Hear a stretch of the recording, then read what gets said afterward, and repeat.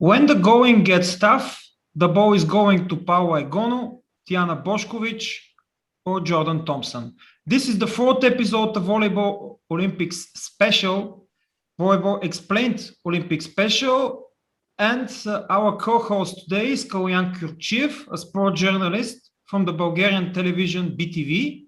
Thank you for joining, Kaloyan. And I hope that we're going to have a very nice overview of what happened in the day 4 of the Olympic volleyball tournament, a women's day with 6 matches, of course, as usual. The day started with a match between Russia and Argentina, 3-0. Then USA defeated China for their second defeat, again 3-0, but more interesting match than the first one of China. Then Serbia beat Japan 3-0, Italy beat Turkey 3-1, Brazil beat the Dominican Republic 3-2, also very interesting match. And in the last match of the day, Korea beat Kenya 3-0 again.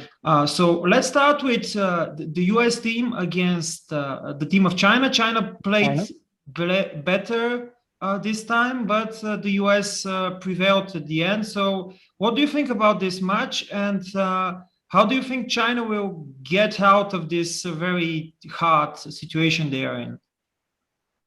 First of all, I just want to say that it's a huge pleasure for me to be part of Volleyball Explained in this episode and to share my opinion about the Olympics and what we have already seen today. By telling you something about China, it's important to emphasize that, of course, they are entering the tournament in Tokyo as the current Olympic champion, but this is not the team that we have already seen 5 years ago. They have about 6 or 7 different players which are part of the team. So China doesn't have to be pretended to be one of the teams that we should say that there's a chance to be the new again reigning Olympic champion. So first of all, I was not so surprised from the defeat from Turkey 0-3, and today, although the match was pretty interesting against the USA, I think that the American team showed us that they have a better block. Their service was better in most of the time they were attacking. They were making the service in position 6. So I think that the China team now has already shown that they don't have even a big chance to overtake this group and to have the chance to go to the quarterfinals. Now, after having 2 defeats, it's now or never. That's what we can see from their team. From my opinion, the Chinese team must play with different 6 volleyball players in the next game, something that we have already seen by their coach in one of the friendly matches. After they have lost 0-3, he made 6 different volleyball players were playing in the next game. I mean, and although that it was a friendly match, they were playing the whole match with 6 different volleyball players. There were no more substitutions, and the result was on. They won the game in the friendly. So I think that's the key for China, to make big and fast substitutions. Yeah, let's mention that their next match is against the Russian Olympic Committee, or just Russia, and this is going to be a very important match for them, and a win can change the pace of everything that is happening. After that, they play with Italy, so this probably is going to be, if they beat Russia, this is going to be the essential match for them. Okay, let's talk about the US team. Jordan Thompson, the starting opposite of the team, scored again a huge amount of points, 34. But when I'm watching the US team, I have that impression that I'm not feeling that the opposite is receiving that many balls, like unlike, for example, the team of Italy with Egonu, or the team of Serbia with Boskovic. I don't have this feeling that the playing, the distribution of the setter Porter is not that diverse. Do you share some kind of something similar? Yeah, it's what you have already seen is absolutely the same from my point of view, which I have already seen. Something important is that she has almost the same personality, in my opinion, as Tijana Boskovic, to be the leader of the team, to be the one who can help the USA not just to go to the quarterfinals, even more, but this time, although she has scored so many points, probably she's the volleyball player that is sometimes probably the underdog from the opponents. I mean, they didn't focus so much on her, which is pretty strange. But if uh, if some of the coach or just the players that will be the opponents of the at the USA team in the next match, they will have to watch her pretty much because she's a player, as I said, like Boskovic, which can make the difference and can help them to get the win. So, in my opinion, yes, it is true that there were not so many attacks to her, but although this fact, as we saw, China did something in order to get even again in this match in just the first set, nothing more. Okay, let's move on to the next match we're going to talk about. Italy against Turkey, 3-1. Very interesting developments in this game because it started with a total domination for Italy, but then Turkey improved their game already in the first set, and they almost equalized the result in that, still losing it. They won the second set, but then, of course, Italy took what they are going for in this match. Still, I would like to emphasize something which happened in this match. In the first match, as I commented with Radoslav Farsov in the second episode, in the first episode about the women's tournament, we commented on the fact that actually Ofelia Malinov tried to be very even in her distribution towards the different outside hitters. That totally didn't happen today. Paola Egonu again received a huge amount of balls and scored 29 points. I believe she received 54 balls, which is a lot. Do you think that with this type of game, Italy is going to have problems in matches against better opponents? Because we can remember actually what happened in the World Championship 2018, where she was just exhausted at the end, especially in the final against Serbia. First of all, I think that this match was probably the best one to see what does women volleyball mean in a psychological way. What would I like to say? First of all, Turkey, in my opinion, was still in the yesterday's match against China, so it was even 2 days ago. But by beating the Olympic champion, you are thinking that you can do everything. And in the first game, Italy has a total domination, as you mentioned in your comments. So I think the Italian team was something like the underdog in this match, and probably the bookmakers also said that Turkey is the big favorite for this match after beating China most of it. So after Italy got the first set, they were talking that everything is over and they will win this game with 3-0. When you're saying that a volleyball player is receiving more than 50 balls, that is unreal, as you mentioned. So in my opinion, probably it's important that in the next games, if they have a good outside spiker, a good playing in the center, a good way to use your all attackers that you have, then the results would be the same with Italy. Turkey was just as I mentioned 2 days ago, still thinking about the win. Yes, they overtook this. They made a fantastic second set, but after making the result 1-1, we saw that Italy just changed their game in a way that Turkey just can't help.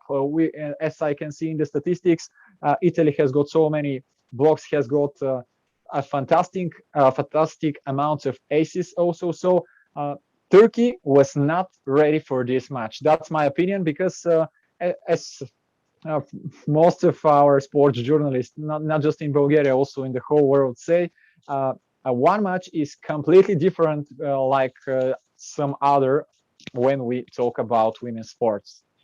Yeah, talking about the bookmakers, I'm not sure that the bookmakers are the best specialists in volleyball, especially because I wouldn't even think about saying that Turkey is a favorite in this match. Yes, they beat China, but Italy generally is the better team with the better players, especially with Egonu there. So yeah, it's interesting also to mention that Miriam Siwa, who was injured before the Olympic tournament,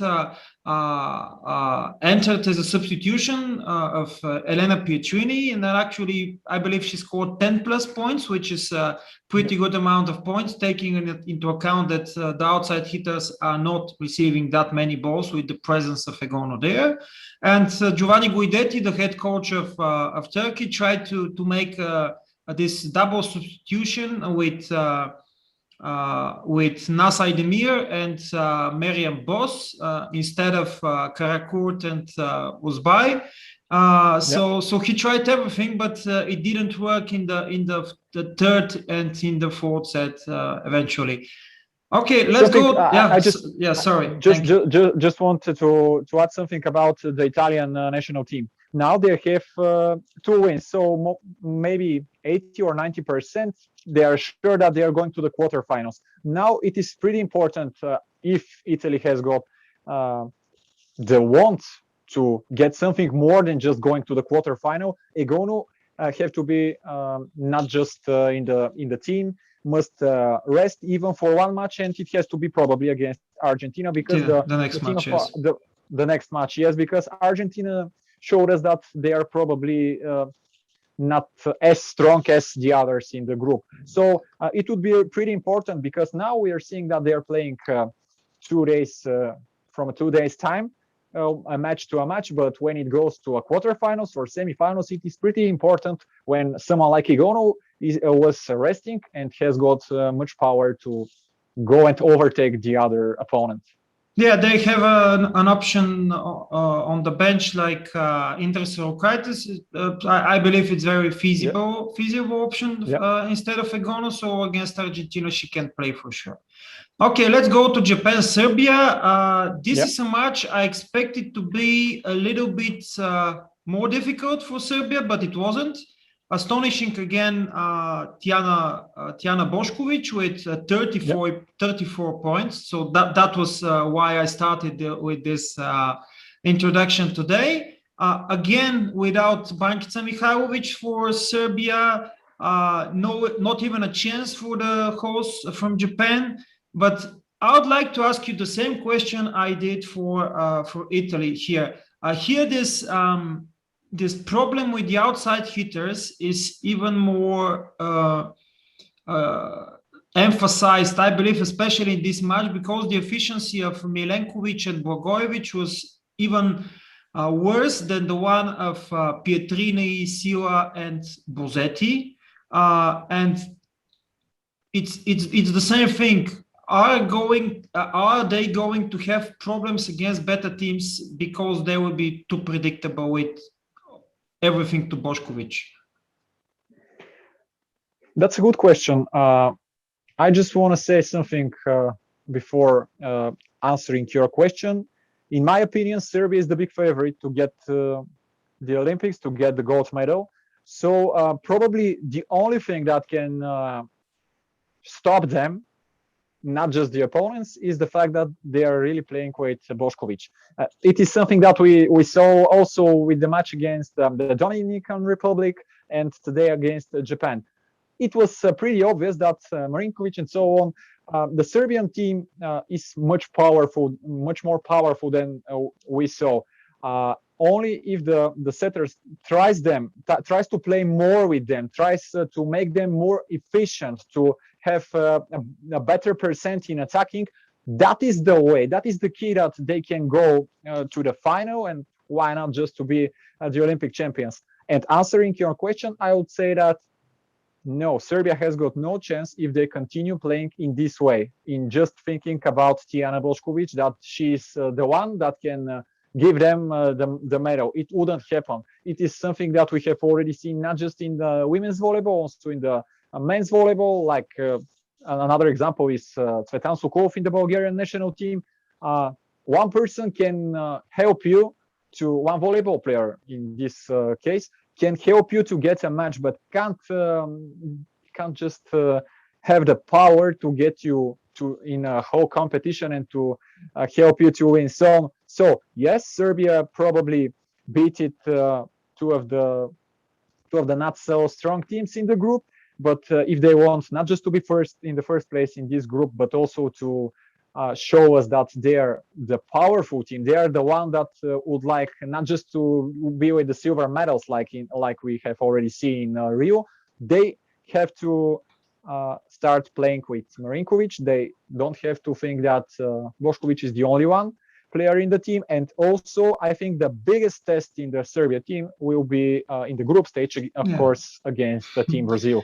So for Japan, I just want to say two sentences. First of all, they are the hosts. So when you're a host, we have already seen not just in Rio, also in the other Olympic tournaments, that when you're a host, you have got not just even 7 players, probably 8 against 6 you're playing, because it's not just about the fact that there is or there isn't a crowd like it is in this tournament, but you have that stability, that strength, that it is your tournament. Like for example, when we have already seen the men's team volleyball national of the UK in London, they were not as strong as the other ones, but I think that they played absolutely better than what we have already seen from them in the other tournaments.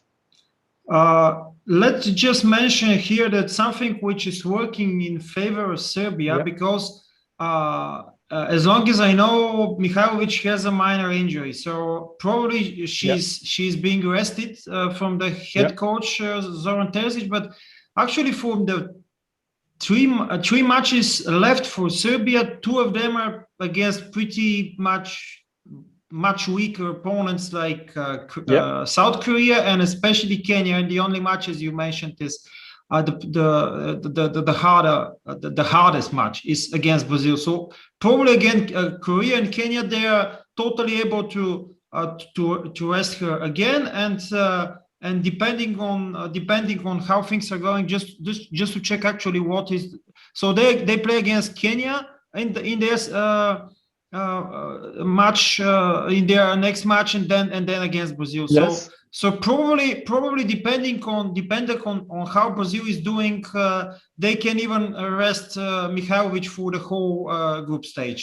And with Mihailovic on the court, I'm sure that the distribution of Maja Ognjenovic will be different. Of course, it has to be. Yeah, it has to be. Of course, Boskovic will again receive the most amount of balls, but at least partially the burden will be transferred to Brankica. Okay, the last match we're going to comment in detail. Brazil against the Dominican Republic. Surprising result, 3-2 to Brazil. I really expected that Brazil will beat the Dominican Republic with less efforts, but I believe that why did this happen, and we can find the answer in the statistics, because Fernanda and Gabi were phenomenal with 26 points for Fegaray and 20 for Gabi, but very weak match for the opposite Tandar with only 9% efficiency in attack. So probably this was the key, and of course very good game for the Dominican Republic.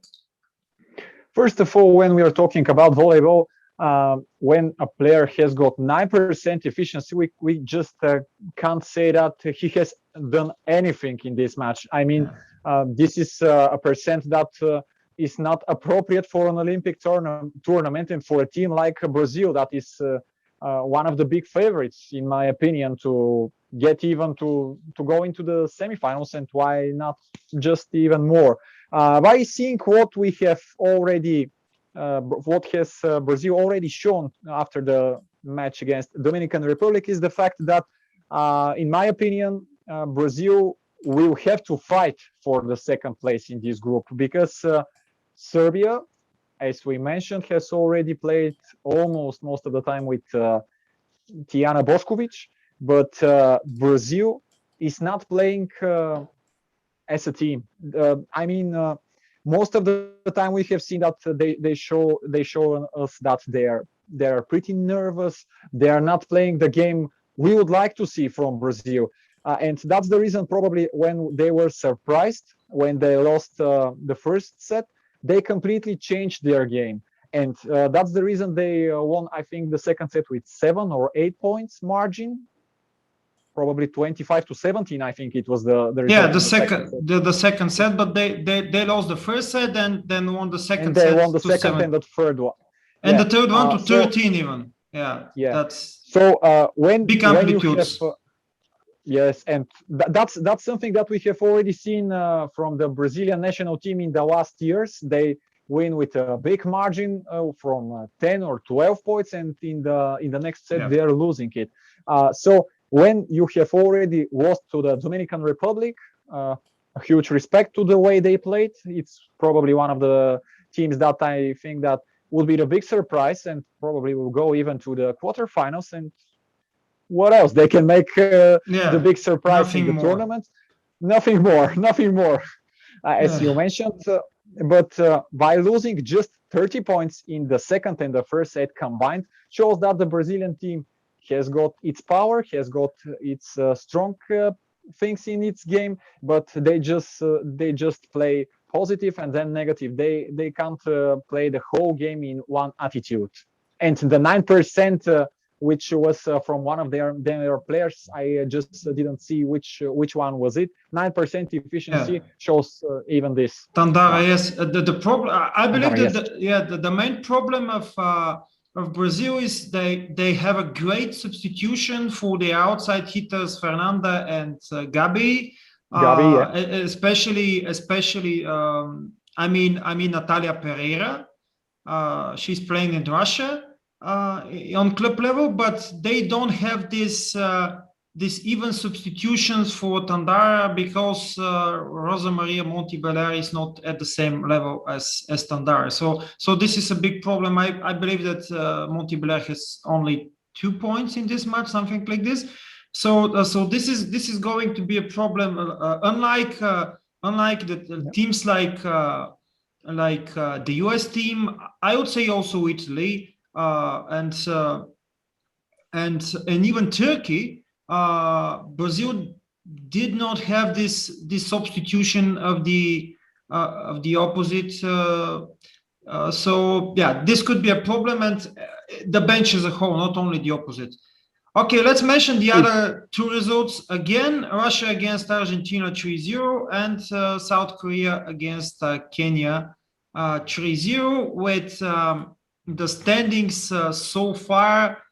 Serbia with 6 points, then Brazil 5 points, Japan and Korea with 3 points, Dominican Republic 1 point, at Kenya, of course, with 0 points. And in Pool B, US team leading with 6, Italy also 6, but actually I think one set, they lost one set today to Turkey. Turkey has 3, the Russian Olympic Committee, Russia, 3 points, China with 2 defeats so far, and Argentina again with 2 defeats so far. Let's just mention that tomorrow the schedule in the men's tournament will be the following: Canada against Iran in the first match at 9 a.m. local time. Then USA against Tunisia, Argentina, France, Poland against Venezuela, Japan against Italy, and Brazil against Russia in the last match of the day. Any expectations about the men's tournament from what we have seen so far?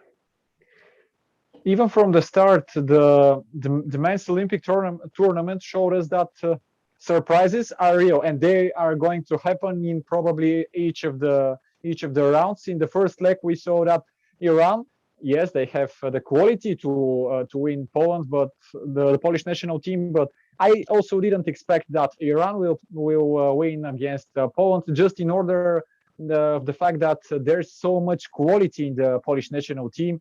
And in my opinion, the result would be 3-0 to Poland. Although the Iranian national team showed us that they have a big improvement, this match was probably the best description of the Olympic tournament from the start up until now. Yeah, and in the second day of the men's tournament, we almost saw this big surprise in terms of Brazil against Argentina, but it didn't happen at the end. Okay, thank you for being co-host today, and I hope that you're going to accept an invitation for later in the tournament again. Thank you again. It would be a pleasure for me, of course, to comment with someone that is really into volleyball, and thank in you. this case into the volleyball's Olympic tournament. And dear spectators, thank you again for watching. I hope that you're going to do it also the next time. If you haven't subscribed already to the channel, please do like the clip, share it. And of course, you can follow us also in Facebook, Volleyball Explained page, and also in Spotify and the other podcast platforms.